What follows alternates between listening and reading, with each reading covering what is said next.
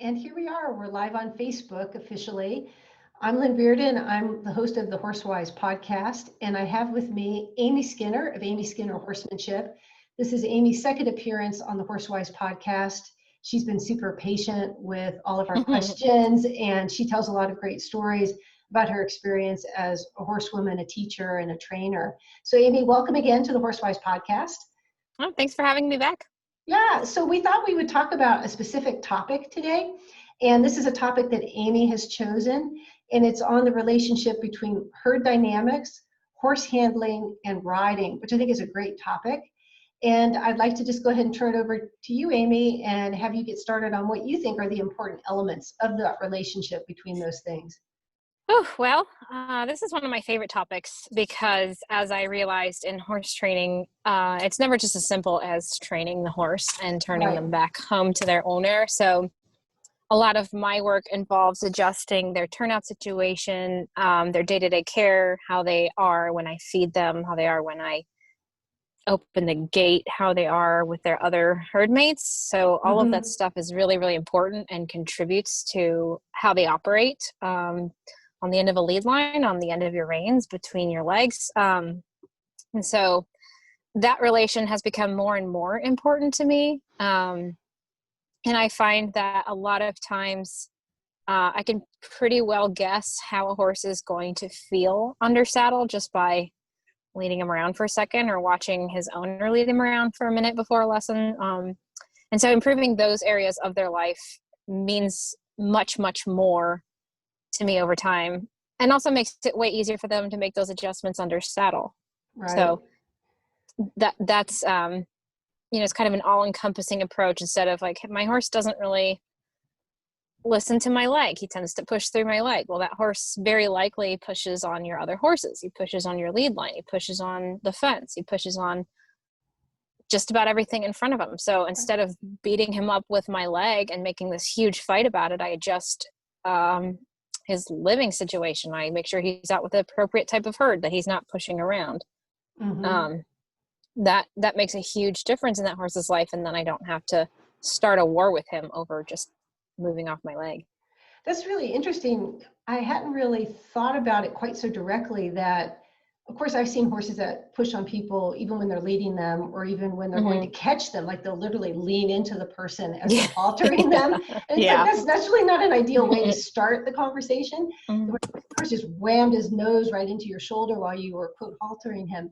But it is interesting, this idea that you bring up, that it goes back to the social structure in the herd environment or the pasture environment. So if that horse is not with the right grouping, if let's say he's a horse that really would be better suited as like number 3 in the herd, and he ends up being number 1, and he's just not handling the power well. He's not being very balanced. It's gone to his head.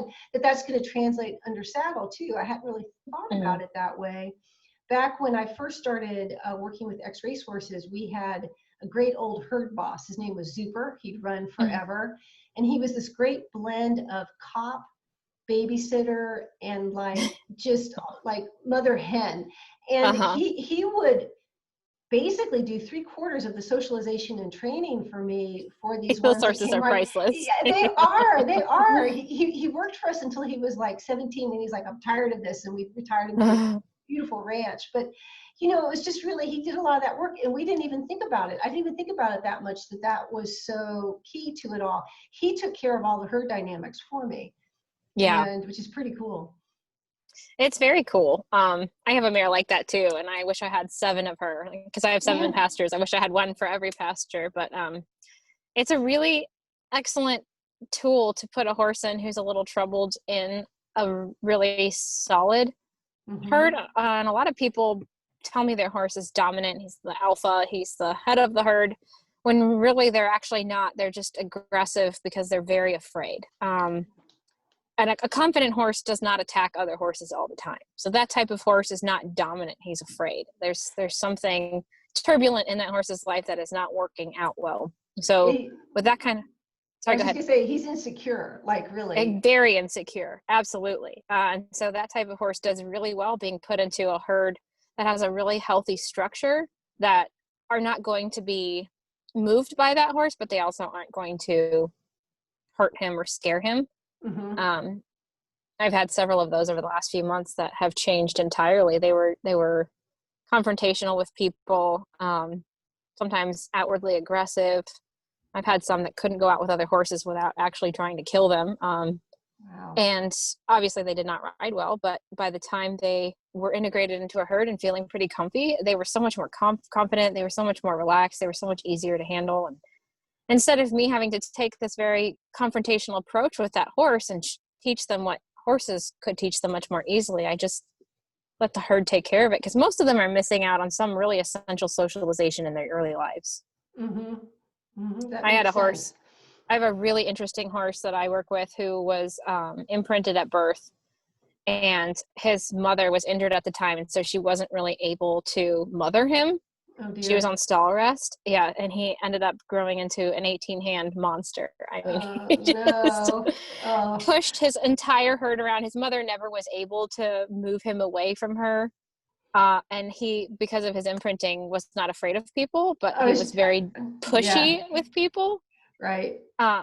And so when he was handled as a foal, it was this weird combination between being shoved around by people trying to get him to do something and being spoiled. Back and forth, he would go back.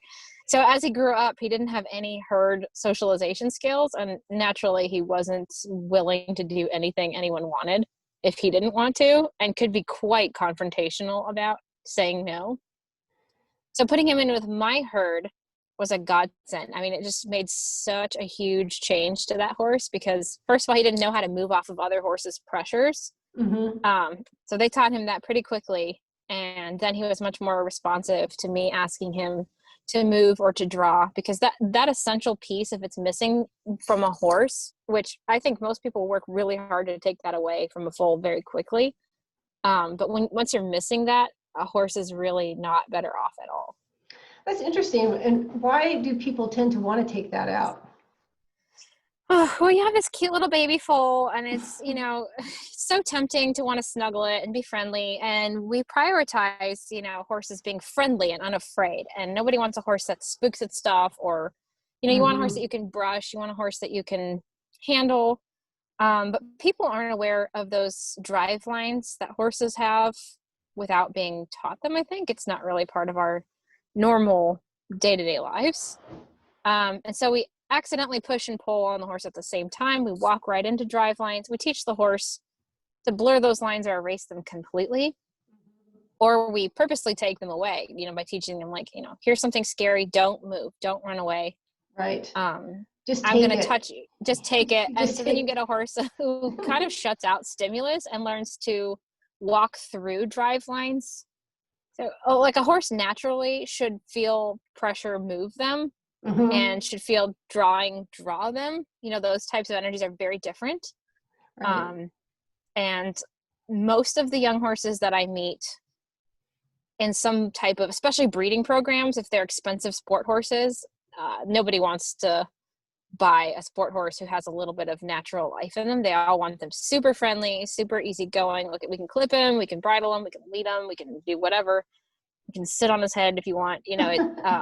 They're not going to sell if they have any snorty tendencies. So those ones, all of their instincts, if not most of them, have been stripped away. And then in the starting process, they get way too much pressure put on them, because to make them go, you have to force them to go. To make them turn, you have to pull them, and it just turns into this. You take away all of this stuff that's in them that makes them naturally light, and then you Mm-hmm. have to push them around forever. Right. Right. It's And then pretty hard to get that back.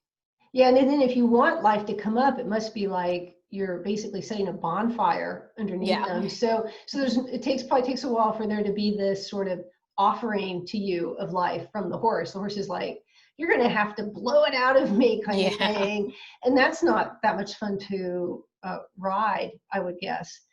It's not. And then they don't feel good. And then, to Yeah. have to put that type of pressure on a horse to motivate them is not a good way to build a relationship.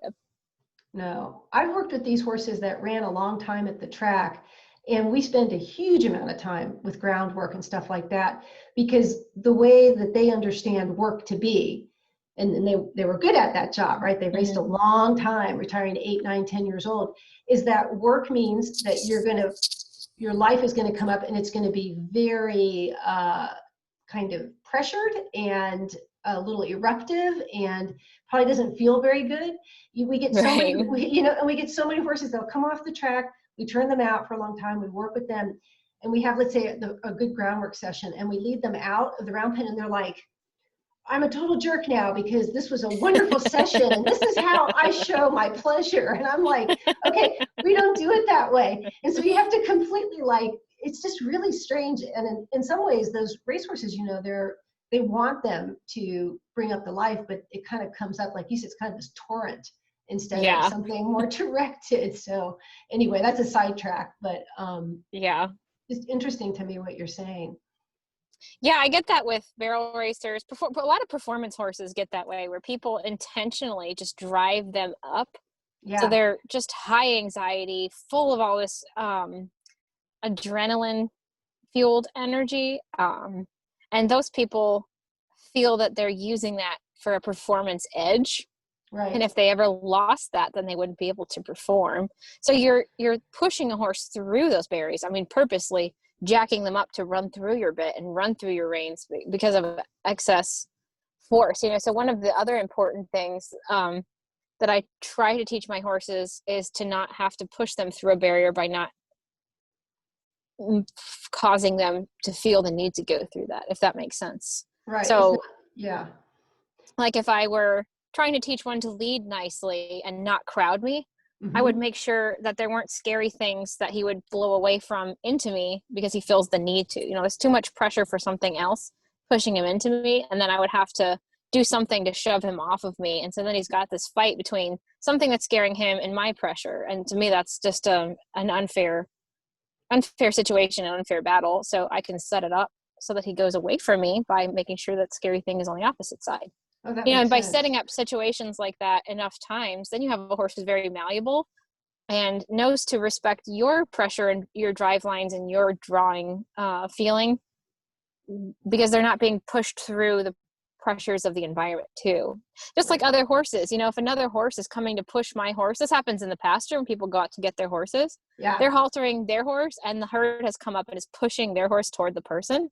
And the person starts trying to drive the horse away from them back into the fire of the other horses. Right. And that horse has to choose between which is more uncomfortable, the herd pressure or your pressure. And to me, that's very unfair. No, and what we tend to do with that is, like, sometimes I work with interns or students and I'll say, you know where those other horses are first before you go and don't go up to your horse in, you know, the middle of the round bale where there's 7 other horses and they're about to change the round bale. Like, don't do that. And then so make sure you have your spacing where you want it first. It's an opportunity maybe to draw the horse that you want to catch a little bit outside the herd, or to ask the rest of the herd to, you know, leave in a way that isn't super agitating. So otherwise you get in those situations so easily. You know, you're haltering a tall horse, you don't realize, you know, 4 helpers have come up behind you and they're very wanting to, like, nip that horse on the butt for you.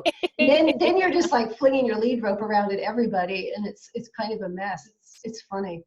Yeah, and I think a lot of people don't realize at that moment too that the pressure they're trying to put on the other horses is going onto their horse that they're trying to hold still. Right. So it's just a lack of awareness of drive lines and draw lines, what those mean to the horse, and over time through repetitions of events like that, where you push horses inadvertently through drive lines or ask them to come toward those lines get blurred. And then when you get in the saddle, you know, your legs and your hands and all of those things are just an extension of that. That makes sense. And so when you, let's say, I know that you teach a lot of clinics, right? And so you're meeting people maybe for the first time in that clinic with their horses. What is it that you look for right away? Are you looking for how do they interact with the other horses as they're riding their horse? Or is there some sort of telltale thing that you look at and go, okay, I can really see this pattern more and more? You know, it's pretty immediate because I'm standing on the ground if it's a private session clinic, or I'm on a horse if it's a group clinic. But most of the time, the way that the horse interacts with the rider coming up to meet me tells me a lot. Because, you know, if I'm on the ground teaching on my own feet, the person will come up to talk to me and the horse will walk straight over the top of my toes and put their nose right in my face. I remember you talked about this in our last interview, and they're like, oh, he's really friendly. And you're like, okay, he has no sense of boundary whatsoever, you know? It's funny. I remember that. And it's not just coming up to me, but almost like on top of me. Like if I weren't aware, I would get stepped on by horses every day all day because that is the most common one.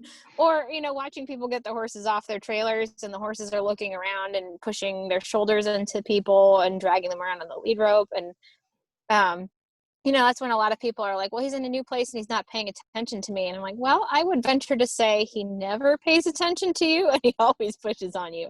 You're just getting a very exaggerated version of that now, where his energy is up. Right. So and then the way that they interact with my horse too, where a lot of horses in clinics, in a group clinic, if I'm riding my horse and other people are on theirs, their horses too don't have a clue how to interact with other horses. You know, because coming into my horse's space is a very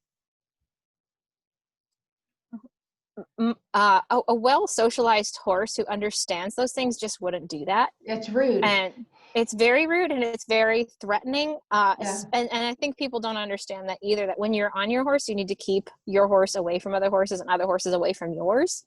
Right. And you know, that's kind of where like ears start getting pinned and people start getting worried about their horses being aggressive to other horses, when they're just really worried that nobody's got the situation under control. There's horses everywhere.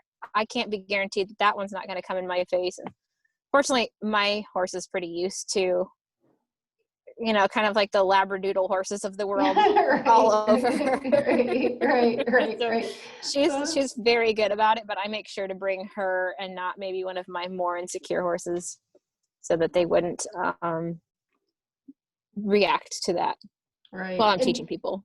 Well, I know I personally have a big space bubble myself. Like, me too. It's just kind of like, look, I don't really like that myself. So I always tend to get that, unless I'm really early on, like when I first go to clinics, I might get really excited about a conversation and I realize, wow, I'm a little too close, because I'm like doing the equivalent of leaning into you with my horse. But most of the time I would catch that, or I would be riding a nervous horse who would be like skittering away anyway. So I'd be like, I'm over here, I'm going to wave at you and talk to you from a distance. But I find it interesting too that in general, people tend to just kind of walking the earth as individual people, they tend to have a little less spatial awareness themselves. So just with other people, it's almost like that's become a little bit of a blurred distinction, maybe as we've become, you know, more industrialized, less, you know, outdoorsy, whatever it is. And so that translates under saddle, or when people are handling their horse, or they handle their horse like they handle their dog. And, you know, which can seem like, I've worked with a lot of people who are like, well, I don't want to be mean to my horse. Like, I want my horse to snuggle with me. I really love to come up to him and pet him and let him know that I love him. And I'll be like, well, your particular horse actually gets a little too stimulated the way that you pet him. And then it becomes this whole thing. Your particular horse needs you to actually step back and give him some space while he processes. Or if you don't have any space, it's really hard to set the boundary. Like, you can't set a boundary when the horse is in your lap. Like, you can't go, okay, actually, you can only be halfway in my lap. Like, the whole point of the boundary is that you have some space to operate in. And some people really find that uncomfortable. Like, they feel like I'm maybe asking them to be very authoritarian or something. And it's something to help your horse feel more secure. Really. So I have a little gelding who was very, very insecure, but he also was kind of one of those super in your face puppy dog types of horses, but it wasn't out of affection he wanted to give you. He was just super insecure, and he had been hand fed a lot and over handled, I would call that. And so the more insecure he got, the more in your face he was. And when people would pet him, he would get really, what's the word I'm looking for? He would just get more agitated and more pushy, until eventually he'd get in trouble. And then somebody would get after him and whack him in the face. And then he would kind of start to do this, where he would duck his head, but keep coming back.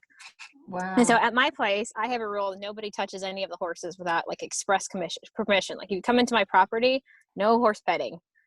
Because not only do I not want horses to come up to the fence and push on my fence to get petted by people, but I don't want well-meaning people to get the horses agitated or pushy or avoiding. You know, when you reach out your hand and the horse turns their head away, all Mhm. of those things have a meaning and an effect.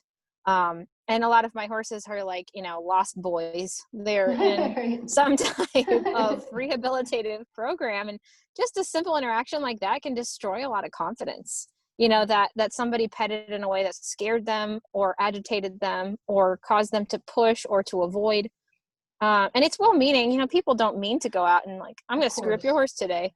You know, Right, right, but right. but it still has an effect. So that's my It's rule is no petting. Yeah, that makes sense. And just for our listeners and viewers who maybe didn't hear the first interview with Amy a few weeks ago, Amy works a lot with very troubled horses, right? So you're Hmm. working with horses that have really kind of regressed to the point where they needed extreme intervention. I think you Hmm. mentioned to me before that a lot of times you get the horses that you're pretty much their last stop, like the They're owner on might be death ready, row. they're on death row. And Yeah. so you really understand the importance Yeah. of this process for them. This isn't some casual thing like, oh, this might work or not. It's like if this isn't sort of enforced consistently, there will be huge repercussions for the horses. And most Hmm. people don't see those repercussions, fortunately. Like, we wouldn't want them to have to deal with that.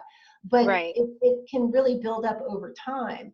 And so that's just something I want people to understand, that Amy isn't just going, I am very, firm with all of my horses. They can never be Yeah. petted. It's like, No, I love to pet them. yeah, And I think petting is a wonderful thing. And you know, some people I think get the idea that like, oh, you're mean and you don't pet the horses. No, I love to pet them. me too. But Yeah. you're not allowed to pet them so that I can pet them. Right, exactly. You get to pet them properly first. Like, if Exactly. that horse only has 5 petting sessions in it, Amy gets to do them. Okay, so because you're going to do it right.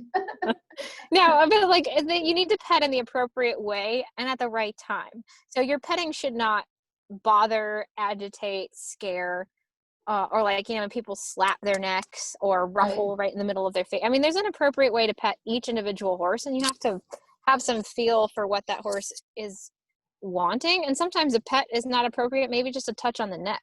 You know, Right. like for my gelding who gets agitated, I don't stand in front of his face almost ever. I stand by his shoulder, and when he needs a little reassurance, I just touch his neck. And to him, that kind of makes him drop his head, and he feels calm. And not only that, but there's that natural lightness in the horse that if you over pet, you remove that.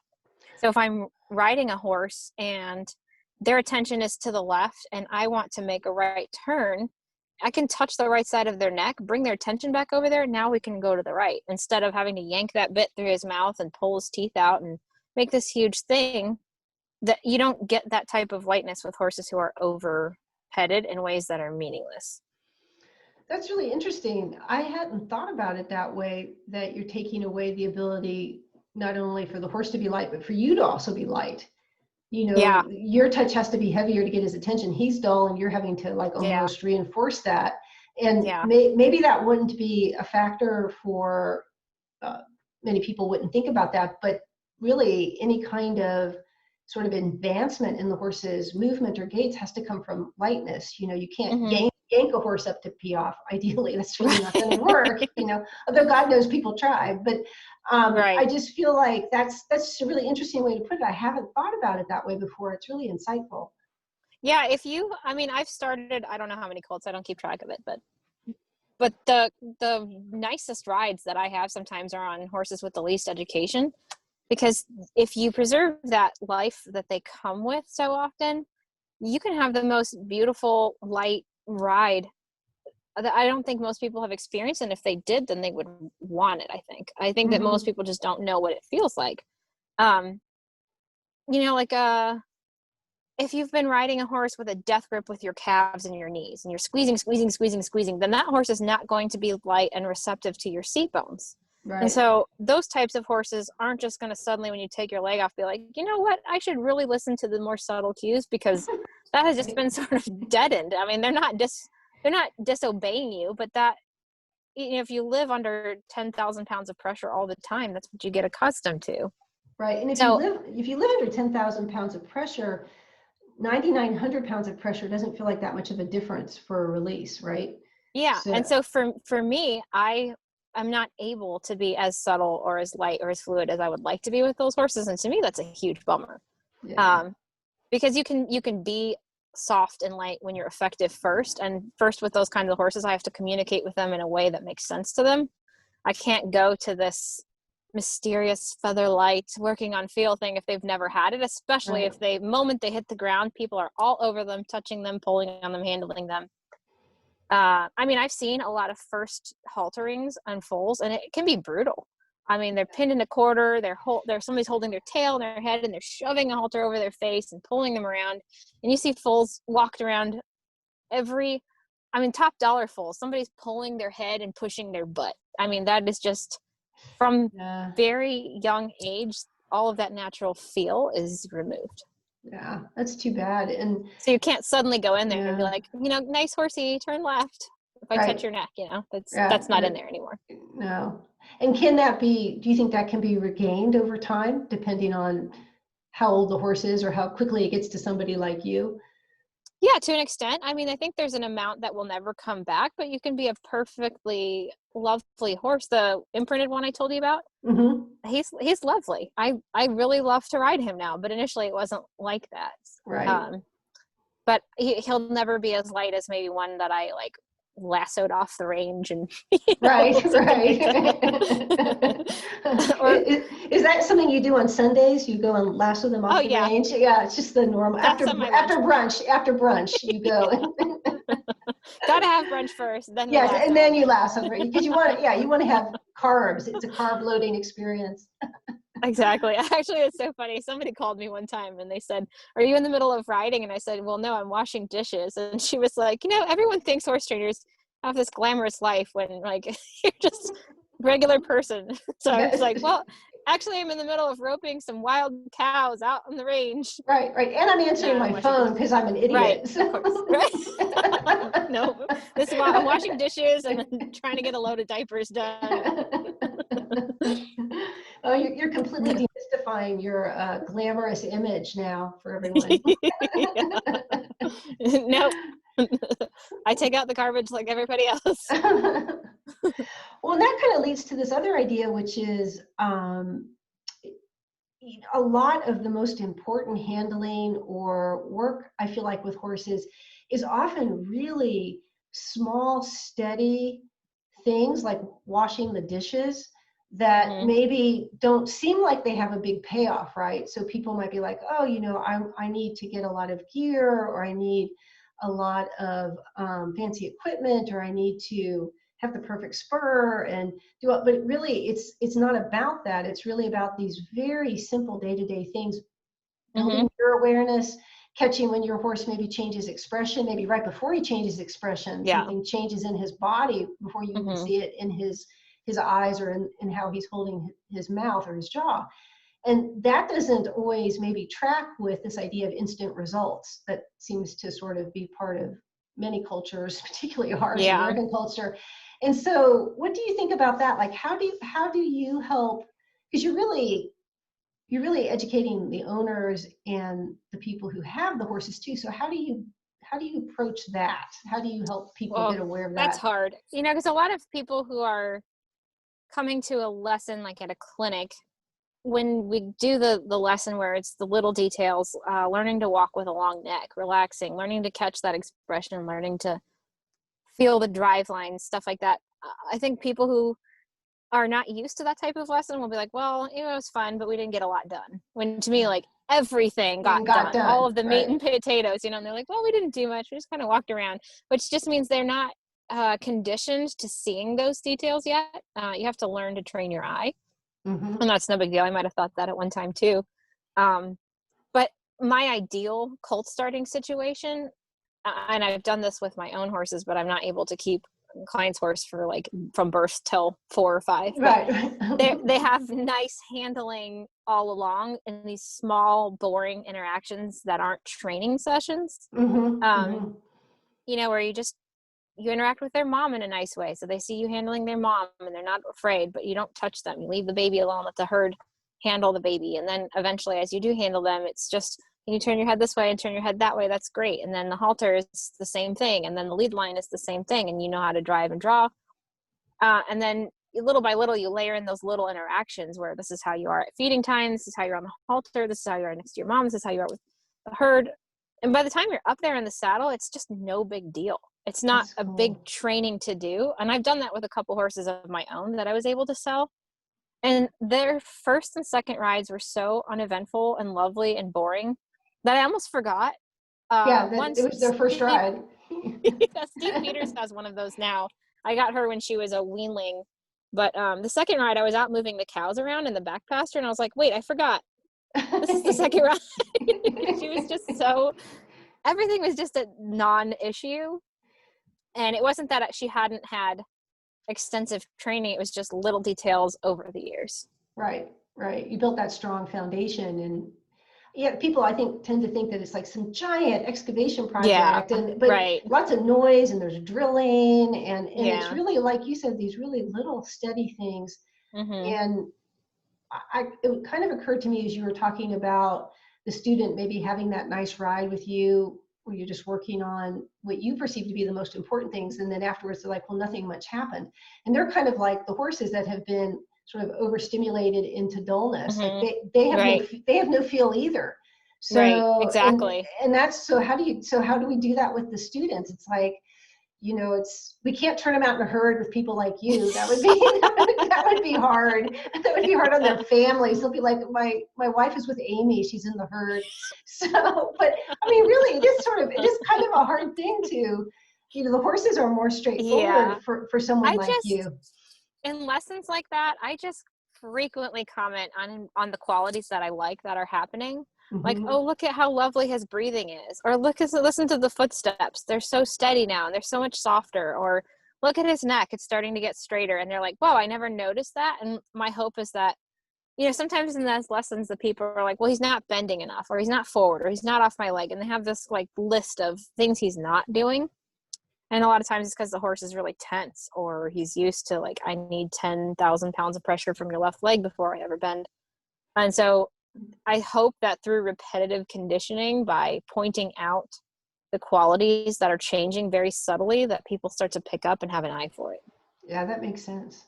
And sometimes people get to talking and they start talking over the horse's expression, where they're talking to me about Interesting. what they are noticing or not noticing, where the horse is in the middle of saying something very important. And at those moments I interrupt them and we go back to, like, Yeah. look, your horse is yawning and looking at chewing. He hasn't breathed for the first half hour, and now he's having this huge release. Let's look at that. Yeah. Um, Yeah. and some of it is just guiding the person's thoughts and the person's conversation more than anything, to get them to start to be aware of those things. Because once you're aware of them, then they're in your radar, and then you can think about them. Yeah, and then like you said, that's great, praising or calling attention to, hey, you Mm-hmm. noticed that. Like, that's great, you noticed it. And I've had that scenario too, where someone's talking about what just happened and the horse puts its head on the ground and starts to yawn, this Mm-hmm. huge yawn. And I'm like, we can stop talking now. This is actually a lot more important. And they're like, oh, Yeah. I didn't want to be rude. And I'm like, you can always stop talking to me. If your horse is doing that, just shut up. Like, I'm looking at your horse anyway. I'm not listening to you most of the time anyway. So just do that. And you have total permission from me, right? And so when I teach, I'm obviously extremely authoritarian. As you can tell, I'm pretty much like, don't even do eye contact with me. If your horse is yawning, if anything in those lips are moving, focus on your horse. That's my thing. Yeah. So And the other thing I think is that people are really used to, in lessons, being told what to do and yeah. responding. And lessons, the way that I run them, are a little bit different, because it's more about me pointing out things and explaining principles, and then I'm sort of guiding you through that. Mm-hmm. And so I think people feel like, if I haven't said, like, if their horse is standing still while I'm talking and starts to fidget, they feel like I have to stand still. She's talking and she hasn't told me, I can go walk. Right. And so, to my point is, like, who cares what I said to do? Go do what you feel needs to happen, and I'll guide you through that. So if your horse is dancing around and, like, starting to half rear in place, and please, by all means, please take who action. cares? Yeah. Yeah. Please don't wait Go for him walk. to flip over. Yeah, really. Yeah. He's like, if you really have to go to the bathroom too, please don't feel like you have to, like, strain your bladder. Just leave it. You don't even have to tell me about it. I'll figure it out. Yeah. And leave. So it's just And I think that's funny. part of rewiring the way people think about riding too, because people are used to not thinking through a lesson, but being told what to do and responding. And Mhm. I've definitely, I can totally relate to that because I, learned to ride at a military riding school. It was like, please don't Oh, have an wow. independent thought. Right. So yeah, there's some baggage I can unpack through that, but we won't get into that. That'll But be the next episode. We'll talk about yeah, your military traumas I experienced. No, I'm area. just kidding. I'd like to talk about traumas I inflicted on teachers. That would be my next episode. Oh yeah. Yeah. So just getting people to think that they are allowed to notice their horse. And 'cause I hear from students so often that like, I didn't feel like what he was asking me to do was right, but he's the teacher and he knows, and now I feel bad for what I had to do to my horse. So to get people to think that they actually probably know their horse much better than the teacher does, and their Right, observation is allowed to lead their choices rather than Mr. So and so with a German accent in the middle of the arena. right, totally. So, or Australian accent, or whoever's cool at the time. Right. They Usually they do have an accent though, just so we can make fun of them. But yeah. there's a joke that like the difference between an instructor and a clinician is the accent and the cost. That's right. You should develop an accent, Amy. You should do that just for fun. Well, in the Because South, they tell me I have an accent, and I was like, "You're the ones with the accent." what's your accent supposed to be in the South to them? Just not Southern, I guess, Not like Southern? Yankee accent. Yeah. Oh, funny. So my family, most of my family grew up in Brooklyn, New York, before it was cool, by the way, when Brooklyn Hmm. was like not the most ideal place. And Right. then for many years, I lived in the Washington, D.C. area and then eventually moved to Texas. And my Brooklyn cousins call me Scarlet. They say I have a Southern accent. And I'm like, what? This is like this flat mid-Atlantic. And the Texans are like, you're a Yankee. I'm like, what? Like, I'm not like compared Yeah. to you need to meet my Brooklyn cousins. It's just funny how that is. Yeah, when People's, I first moved down here, I stopped to fuel up my truck with like the trailer still in tow, all my horses in it. And somebody was like, the gas station clerk was like, "You're not from around here." I was like, how can you tell? What gave it Right, away? exactly. Oh, that's funny. Yeah. Yeah. No, Well, I don't have an accent. no, you don't. To me, you don't have an accent at all, by the way. See? So I guess you and I were from the same weird country that is Yankee and not Southern, unless you're from I New guess York, so. which we are, in case we are Southern at that point. Yeah. So, well, I was thinking about something you were saying again about, the people sort of feeling like they can't think for themselves during a lesson, that they've been accustomed to that, not through Hmm. teachers like you, of course, but that's kind of like their horses too, right? So a Hmm. lot of horses have been trained from an early age to not really ask questions, just to execute. And Yeah. sometimes you end up having to create more, you get drawn into doing more and more pressure to get that point across. So it's sort of interesting how the student and the horse in that case mirror each other. They both have to learn how to think Hmm. and assess what's being asked of them. And they're not necessarily always going to get it right, but you want to reward them both for searching in the Yeah. right direction. And that's something too, I don't think students give themselves a lot of credit for searching. They feel like searching means that they got it wrong from the start. Oh yeah, they always ask me, was that right? Was that right? And I always say, well, what do you think? How did it feel? And then they look horrified. Like, what do you mean? Me? Think? I have Answer? no idea. No, I Yeah, can't. you're right. and I Yeah. and I always tell people, like, what do you think you should do? And they're like horrified. Like they know if they make the wrong choice, they're going to get in trouble. Or like at the beginning of the lesson, because I don't give an immediate exercise, sometimes I'll watch the rider and horse and you can just feel this like palpable terror where they're like, she didn't tell me what to do. What do I do? I'm And just whatever wandering around. I'm doing it wrong. Even though she didn't tell I me know. to do anything, I'm doing it wrong because I didn't do the things she magically wanted me to do. And Oh, and you so, really have to feel for people like that, because I have been a person like that. me I can too. relate Me to it, too. but it's horrifying because you don't trust any of your own instincts. You don't trust, and then you don't learn how to actually relate to your horse because you're up in your head on top of your horse, and your horse is down here, just this little minion, and you're not having a real conversation. You're just obeying orders, and so you're not learning how to feel, how to think, how to respond. And then those are the type of people that get like hooked on a trainer, and they can only ever ride with their trainer. They only ride with so and so because they hang on his every word. To me, that's like a very good sign that that instructor is not teaching them how to observe and think. Right. And my hope is for all my students to be like, I don't need you anymore. See ya. And I'm like, Me that's too. amazing. I'm so proud of you. Yeah, right. And please be better than me, because that's a really easy goal to Oh yeah. execute. So let One of me my please help students you. always, Yeah. she always says, oh, I could never do it better than you. And I'm like, you had better get better Yeah, than me. yeah. Come Otherwise, what am I on. wasting my time here for? No, I'm just kidding. But I Totally. I always totally tell get her, that. you totally could get better than me. You have to, the beliefs are limiting, you know? Yeah. You had a post recently on your page that I thought was really important for people to read. And you were talking about how you'd be working with a student and you would say, hey, that's really improved. Like maybe your balance at the sitting trot is really improved. And the rider would be like, yeah, but I didn't have good rhythm when I asked for the transition, or I'm not bending the horse enough, or whatever it is. And that's like a real problem, I think, Oh with, yeah. and I mean, I've totally been guilty of that. I had Oh, me too. a clinician told me one time, he's like, you really don't let yourself learn, do you? You just go right into beating yourself up immediately. And I'm like, Yeah. yeah, that's kind of my system.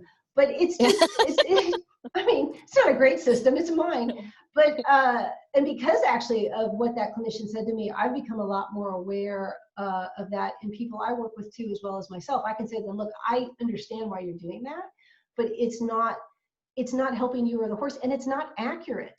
It's not Yeah, it's accurate not accurate. at all. Like you need to kind of commit to accuracy and understanding the situation, and that is not. It's actually creating a lot of distortion in your ability to Yeah. understand what's going on. And you rocked that sitting trot. Like you should own Yeah. that and enjoy that, because that You think is, I'm lying over here? yeah. You think, you know that I'm not normally like effusively complimenting. I'm effusively complimenting you because it's well earned, Right. and There's two really horrible, hard, yucky, awful lessons that really hurt my feelings that I have taken on through ever since I heard them. And the first one was a teacher told me, you think you're being hard on yourself, but you're hard on your horse. And I oh, was like, me? No, I'm nice. I am not. I'm only hard on myself. And then I sat on that and I was like, you're so right. Every time I'm making myself do something again, or, that was okay, but I didn't do this, or I'm just never going to get it. All the horse feels is that same feeling being put on them, where you just mindless repetition, and that was okay, but it's never good enough. And so you don't praise and recognize the horse's changes either, because you're so stuck in your head. right. um that was a really, really huge takeaway for me, and now I can't remember the other one. Oh, well, I've got one that's sort of related, and it was that same teacher, and he said something to me in passing one time that, you really like to push into pressure in general. Like he was just talking about like at lunch or something, and I'm like, what? Like that's not me. And this idea too of always kind of berating yourself, those two things were linked. Oh yeah. He'd said the first thing about, you don't allow yourself to learn, then you push into pressure. And I was thinking about it, and I realized that when we do that, or when I do that, and I'm berating myself, and I'm like, oh, I just sucked at that, and what I'm really doing is I'm completely abandoning my horse. I'm Yes, getting all exactly. focused on myself, and it's, first of all, I'm not that bad, really. Like there are people who really treat their horses badly, and they Yeah. jump them off cliffs, or like really, like there's no way I'm in that category. I can be somewhat inept and a little bit disorganized, but that's not, to put myself in that category is ridiculous, and Yeah. it's just Yeah. adding a lot of drama. So when your mind is like that, you have no room, like you're saying, for the horse. and Yeah. and then when I realized that I was basically shirking my responsibility to the horse by getting all into, like, all of my mental drama, that was a very intense moment Oh for yeah. me. And I was just like, oh, I mean, that's something that I couldn't even talk about for like 2 years, Yeah, because it it hurts, was doesn't it? so, it Sucks. does, I don't know if you've ever read Steve Pressfield. He wrote The War of Art and Turning Pro, and he has this whole thing about epiphanies. Like epiphanies actually really suck, because it's when Yeah. you see sort of the full picture, the full reality, and you realize just how much you have been avoiding kind of doing the work. and Yeah. and so the epiphanies are really great in the insights they provide, but they never really feel great. And that was my Yeah. version of that. So I remember the second one. The second one was the same teacher told me that when you're being self-deprecating, and when you're being arrogant, they're both the same amount of ego. That like they're both Ah, the same opposing sides of the same thing. And he was like, both of them don't allow you to learn, because in one instance you think you know everything, in the other instance you think you don't know anything and you can't learn. And both are totally false and totally egotistical, because you're making the focus all about you and not the horse, just like you just exactly. said. And I was Exactly. like, I am not arrogant. I am I not like an am arrogant person. nice. Yeah, Being yeah. humble is not. And he was Right. like, you're acting like you can't learn anything, which isn't true. Both are inaccurate and both are harmful. Right. And he was like, just snap out of it and just pay attention to the moment. And I was like, oh. No, I know. I know. It's like this idea of basically, I tell myself that I'm just needing to learn more, or I can't really get it, or whatever. And it's like I'm just not stepping to the plate. And that's Yeah, it can be kind of a cop out. I'll never be it good is. enough. I can't Yeah. do it. It's Yeah. hard, Right. Well, Right. of course you can do it. Everyone can do it. I think Leslie Desmond has a really great saying where she says, if you can tell the difference between like pounding a hammer and I think she says pounding a hammer into a wood fence or petting a cat's head, you have feel, which is like her way of saying like it is not something you can't do. Right. Right. It's not this mystical Zen-like thing that Yeah. takes. Yeah. It's just conditioning, learning to observe, learning to refine those skills. Everyone has those skills. It's just how often are you using them, and to what extent are you willing to improve? Right. Right. Well, we've gotten kind of a little far off the overall topic, but it all seems related. And we've been talking about 50 minutes in case, because it always feels like, Oh, oh, wow. we were just talking for Yeah. 10 minutes. So I'm just going to check real quick here and make sure that there is anything I need to do on the Facebook Live page. But is there a particular horse or story you'd like to tell while I'm doing that about this general topic, like a horse that maybe really displayed some of that herd dynamic issue, or maybe that with your help was able to bounce back faster than you expected? Not that fast is the thing, but just some story about that, or a colt you worked with. Well, I have a colt in to get started right now, and he's a sweet, lovely, lovely little horse, but he was kind of pushy, chewed on Mm-hmm. everything, kind of just acted like a giant puppy dog. And I wouldn't call him non-responsive, but he wasn't conditioned to seeking answers and to moving away. He kind of would, walk right over your toes, kind of a guy. Um, Mm-hmm. and to me, it felt like in order to motivate him, the amount of pressure I would have had to have put on him would have really scared him and would be Mm-hmm. very unfair. And so I changed up. Oops, sorry. It's okay, you disappeared. There she is. She's Yeah, back. I thought I put my phone on Do Not Disturb, but it didn't work. Sorry. I changed up his herd situation a couple times because he would go into the herd and he would walk up to a horse and put his nose like right up their butt, and they would be No. annoyed and kick out at him, and he just wouldn't move, and he was just like, "Oh, hey, it's me. I love you. Who are you?" And so I kept moving him around until I found the right herd, because I didn't want somebody to beat him up, but I Mm-hmm. also didn't want somebody to let him do Right. that. Right. And I had already had a couple rides on him at this point, and they were going okay, but he's kind of like a mush. Like I would pick up the right rein and he just fold his neck in half. And he wasn't super motivated to think about what that meant. He would respond, but it was like, so after I put him out with the herd, I rode him again, and he was lovely. And it was like I haven't had a problem since. Wow. And I really prefer not to beat any horses up, so I Sure. try to find a way to make her dynamics make sense for that horse and help me out. And I think one of the most important things a young horse needs to understand is that other horses can move him, and Yes. and and that just makes life for me so much easier, because if they're used to walking into horses that are trying to get rid of them, that's just not going to be a good Mm-mm. scenario. No. And what would you suggest? Because there are a lot of people who, and I don't have lots of pastures. We have some large paddocks, very small pastures. Mm-hmm. We keep some horses also at a boarding facility that has decent turnout, but it's not like it's rolling acres with a fixed herd. And the majority of people I work with usually keep their horses at a boarding facility or a very Mm-hmm. small kind of home facility. What are good strategies in that scenario where you unfortunately don't have the ability to send them to your boss mare to hang out in your Mm-hmm. pasture? Like, what are some of the things that people can do to support their horses if they can't give them that ideal herd environment? That's a great question. If you're at a boarding barn and you don't have control over the way they're fed and handled on a day to day, the best thing you can do is just make sure that every interaction you have is consistent with the same type of feel. So when you go out to put the halter on, you're doing a combination of drawing and driving. You're not just throwing the halter up over their head while their head is 100 miles in the air and you're kind of pulling their head around. I actually consider haltering extremely important because I want the horse's head to drop and come toward me. And then there's an outside boundary that I bring their head toward with me, and then an inside boundary. And through that, they learn to drop their head down. And that eventually, to me, turns into a stretchy trot. So all of those basics build and are extremely important. You can't skip over haltering. Haltering, leading, if you just change the way you led and led with more accuracy, it would change your whole life.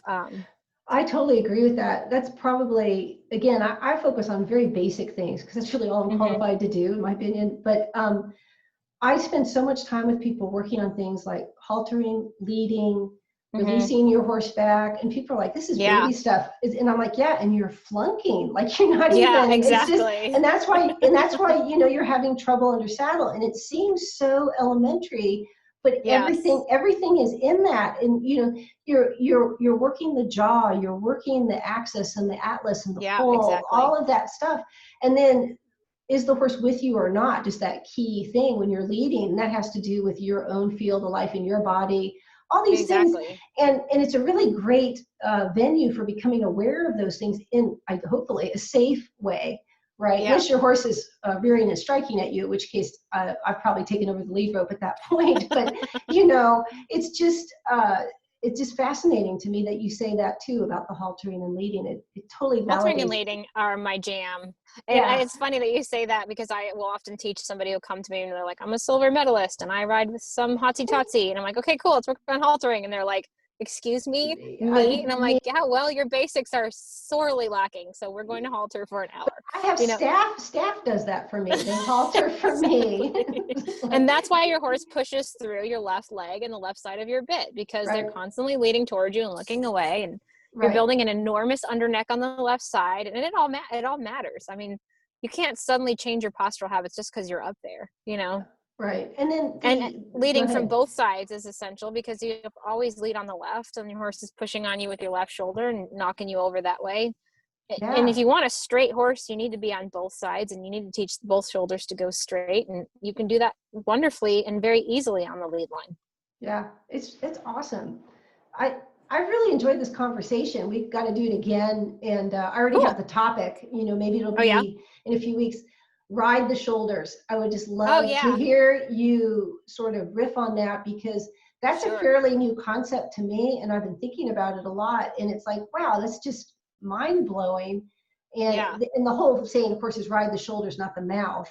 Yeah. And so, that's the theme of my whole year. And through that, I have realized some really awful things and some really good things about myself. So it's like you said, like epiphanies really, really do suck. They do. but that's the theme of my year, and it's changed the way I think about everything. So I would love to talk about that. Well, that sounds great. Amy, thank you so much for joining us again. We'll be posting this on the podcast eventually and also on YouTube. But I just really want to thank you. I get so much out of our conversations. I've got like 3 pages of notes. So awesome. Yeah, it was great. Well, you're sneaky about notes. I never noticed. Yeah, I look at you and I nod, and you'll see my shoulders twitching, and that means I'm taking notes. So. I thought maybe you were just like having too much coffee. Yeah, that could be happening too. So. Well, thanks for having me. That was a lot of fun. Thank you so much, Amy. Take care. Bye-bye. Bye.